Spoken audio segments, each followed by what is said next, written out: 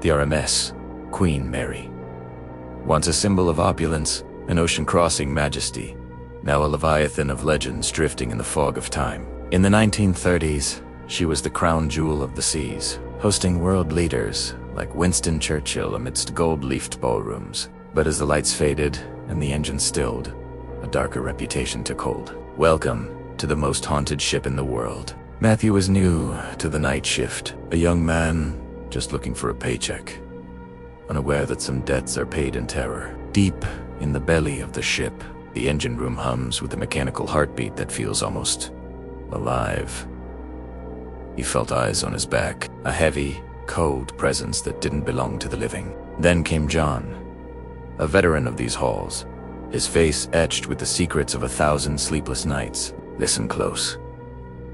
Kid, John whispered, whatever you do, stay away from door number 13. The ship doesn't like visitors there. Matthew laughed it off. Stories to scare the rookie, he thought. But the labyrinth of corridors had other plans. The echo of footsteps followed him.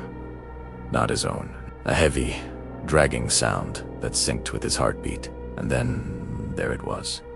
Watertight door number 13. A heavy slab of iron that had become a tomb for the unwary. A figure stood in the threshold. Harry. A worker from a different decade. Forever caught in a moment of mechanical failure. The door slammed with the force of a falling guillotine. A sickening sound of metal meeting bone. Matthew watched in horror as the man's body remained, severed, but still laughing. A terrifying, wide-eyed sound that filled the hall. He ran. He didn't look back until he reached the boiler room.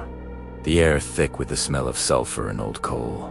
In the corner a figure was shoveling. The rhythmic scrape of iron on steel echoed through the freezing room. Matthew reached out to stop him. As the figure turned, the reality of the ship's past burned into his vision. His face was a mask of charred flesh, eyes glowing like embers in a dying fire. The burned man had returned for his shift. Desperate, Matthew shoved the phantom away, escaping to the upper decks where the night air offered a brief, cold mercy. Near the railing stood a woman. She was soaking wet, her vintage swimsuit clinging to her pale, shivering skin. "Please," she whispered, her eyes wide with desperation.